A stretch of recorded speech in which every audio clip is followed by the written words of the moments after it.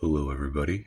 Welcome to day 17 of Adagio Tea's 24 Days of Tea Advent Calendar, presented by Tosado. We've got a lot going on. I got my splints taken out. I'm feeling pretty good, but still, I know it's going to take a few days before everything really clears up. Still got some scar tissue to build and all that. That's a whole other story. Let's get into the mix today. There's Weise, my little guy. Though my local German says I completely butchered the pronunciation, which sucks. So I'm gonna work on that. We're gonna work on that. Anyhow, we got a long, good steep ahead of us to talk. So we're gonna get right into it. Day 17. We have. Let's not look at it upside down. Spiced blood orange. So generally anything that says spiced, you're gonna see your cloves. You're gonna see cinnamon. Sometimes you'll see cardamom. We'll see what we end up seeing here. But so obviously we're gonna have an herbal. It's gonna be blood orange. That's the primary with the spiced ingredients. So here we go: orange, hibiscus, rose hips, cinnamon, cloves, as expected. Rose hips a second time. That's the second packet that did this. Cardamom, also as expected. Pods. Oh no, cardamom pods. Oops. Okay. Oh, that's interesting. So instead of cracked, they're going to just do the whole pods. Very interesting. Natural spicy cinnamon flavor, natural orange flavor. Again, the problem with added flavors is they're usually gone by the first steep. But the rest of it is a very solid base. Orange, some herbal notes with that hibiscus, some color from the rose hips, a little bit of, you get a little flavor from the rose hips, but generally overshadowed by other things. Cinnamon, cloves, and cardamom, as expected. So, nothing special here, exactly what we expect. I'm going to be brewing in my trusty mug, solid, easy green mug. And we're going to be using a tea bag. For the new viewers, every now and then, I refer to it as being lazy. I have these tea bags you can open. You can put your loose leaf tea in there. You brew it. It's not quite as good as normal infusion, but it's still really good. This is a very long steep, so I'm just going to get this open in the bag and get this steeping, and then we'll get to our yapping in a moment. Looks good. Look, I mean, it's exactly what it said. You're not seeing any tea in there, just bits of different herbals and spices and everything. You see the rose, you can see the colors. You can definitely see the orange. Let's give it a smell.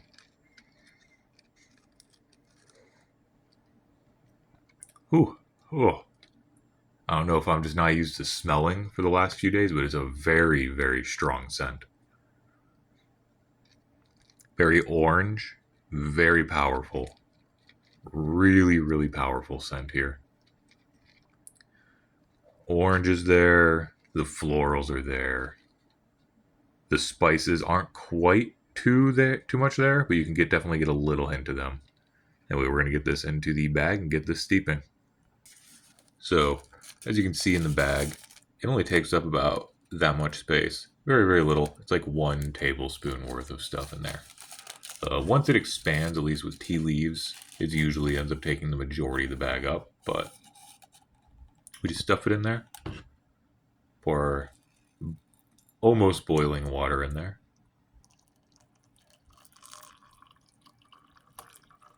Good pour, low disturbance.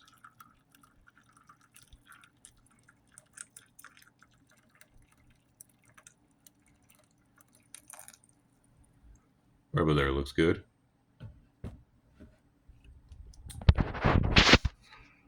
And now we wait.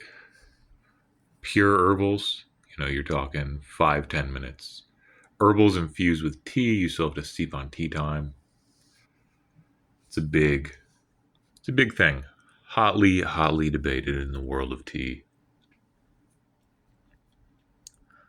I was learning recently about butter teas, which are a little more,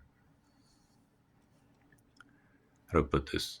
The like, not the mountains where the tea itself is grown, but I guess that might actually be part of the Himalayan mountain range. But they actually use yak butter and they like infuse it, which by hand, not an emulsion blender. So it's like a huge ordeal. It's like a special tool they have, and it's like a lot of work, and they're just stirring and stirring and stirring to infuse it properly into a beverage. So you're not just getting like separated butter and then tea and all that. But yeah, very interesting. And so it's literally butter, tea, and salt, and it's like a huge drink there. It's, a lot of health benefits to tea, but you need the energy of the butter. Apparently, it really hits the spot when you're 3,000 feet up in the air in freezing temperatures. But yeah, I thought that was really interesting. Uh, I heard about, at least that recipe that I heard about's from, I want to say that's Burma. Again, a lot of those neighboring countries have these multi-thousand-year-old recipes that they've been using. Just it's, I'm learning more about the cuisine of tea lately than the drink itself. Not that there's any limit to what can be learned from the drink itself, but ooh, you like the little splash of red as we do that? Let's see.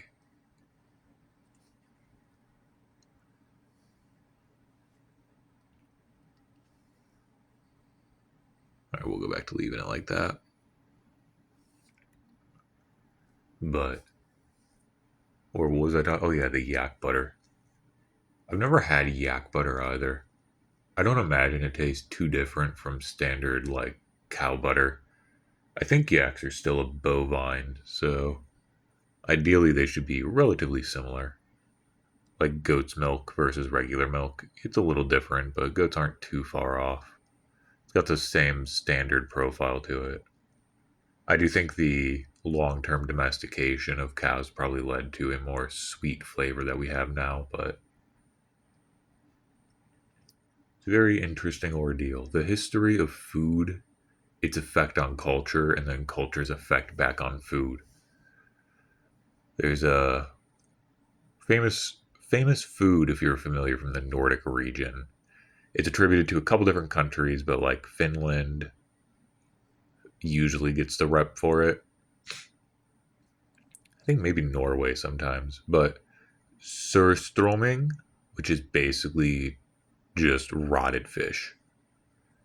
It smells so bad that they usually open the cans of it underwater. But the story goes is like they were supposed to offer food to the kingdom, which I think might have been allegedly. If it's from one of the neighboring countries, they're like, oh, it's Finland's, and if it's if you're here, it's like, oh, it's the Danes or whatever, and they're like, yeah, we ran out of food to give them, so we gave them a barrel of rotted fish that had like left that we had accidentally left. Said it was a delicacy. We thought we were gonna die, and then they came back and they loved it. And it's like one of those stories. Just like paint them as like absolute idiots, that kind of thing. But to my surprises, the food is like semi regularly consumed, and it's literally just rotting fish. It looks grotesque. Everything I've seen about it says it is grotesque, and yet still people consume. There's no limit to what people will do. Anyhow, this is a tea video. We should be talking about tea, not surströmming. So, quick lesson is the story of tea and its origins and spread through Asia are actually tied to Buddhism. And so, like, the Buddhist monks, when they went from, I forget where they, was that India?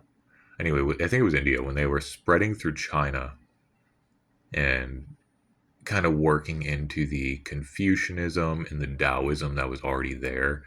China has this very interesting, like, three three religions that aren't quite religions all kind of mix and meld into one thing. It's very unique, but when they were in the middle of that process, tea was very established and growing, and so it got intertwined with it. So when the Buddhist missionaries and whatever, I don't know what they call them, but when they went to the neighboring countries like Korea, Japan, the other Southern Asian countries and stuff, they brought tea with them, but they all worked tea into some sort of folk tale or myth or whatever about how they received it. Just I always think that's really funny. I forget which of them. It literally is just like one of the Buddhas brought tea. It might be Korea. I don't remember, but one of them is like one of the guys. He's trying to like achieve enlightenment, and part of that is he. I forget what his challenge was. Oh, he had to stay awake for so long, and as he's near the end of it, he is like he feels himself about to fall asleep, and he can't last much longer, and he needs to do this to achieve enlightenment. And so he rips or cuts, I forget which, I think it's rips off his eyelids so he can't shut his eyes, and throws them to the ground. And the eyelid, being kind of leaf shaped, uh, magically sprouts into a tree, which would then be the tea tree. And so he takes the leaf from the tea tree that just sprouted from his eyelid that he ripped off and tossed to the ground. He eats it, and while he's chewing on it, the caffeine helps him stay awake, and then he's able to complete his challenge. And then he uses that as a way to spread, the blessings of tea across the land and whatever. So it's like you get these really, really interesting tales that are like weirdly tied in, all just due to these circumstances of how it all spreads and everything. Really, really interesting though. It's just like I love how those tales weave into the history and the culture. Yeah, I think that's Korea. I could be mistaken though, so don't quote me on the country. But I do know that that is one of the official, like, not official, but it's one of the tales of how tea came to be in one of the countries. I know Japan, when they finally brought tea there, was probably no surprise to anybody at this point, but it was a new way of brewing tea under shade that the guy had come up with, and so that's what he brought over to Japan during the Tang Dynasty, and that's how they grew all their tea, and that's how matcha came to be. All matcha is like grown under shade, and that's how it gets that very like intense depth of flavor and all that. There's a whole thing with growing plants where when you put them under shade, their flavor profile usually increases. There's a lot of ideas why, but generally it's like it feels like shade, like prolonged shade, is going to be the end of it.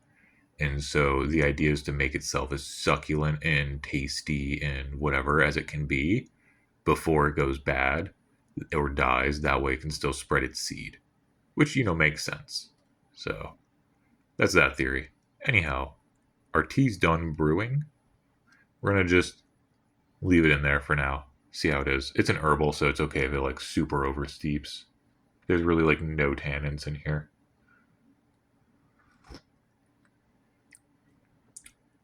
Very orange.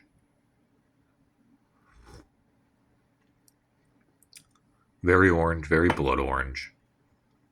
Maybe I've steeped it a little too long already, but the spice just is not there.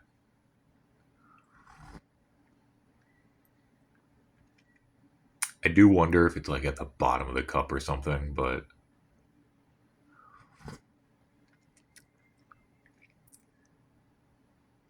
yeah, I'm really just tasting that really strong blood orange flavor. So, not bad. not supremely interesting. I've had, orange peels and all that before. There are tea oranges where they put fermented pu'er tea in these little, like, baby, almost mandarin oranges. There's a different name for them, I'm forgetting. But then you just put the whole thing in, like, a pot, and then you put the water in there, and you get all the flavors. It's really cool, really classic. With the traditional style was in bamboo, so it's just like an evolution of that. But yeah, not bad. Just a very orange tea. Yeah, just that blood orange. Which honestly, it's not even really blood orange because blood orange is its own thing. It's just orange. The color comes from the rose. Definitely get those like floral notes as we're drinking it, but not much more. Anyhow, thank you all for listening to my little tidbits of tea. Again, if you have any questions, any inquiries, anything in general, including tea recommendations, feel free to ask in the comments. Thank you all for watching and have a great day.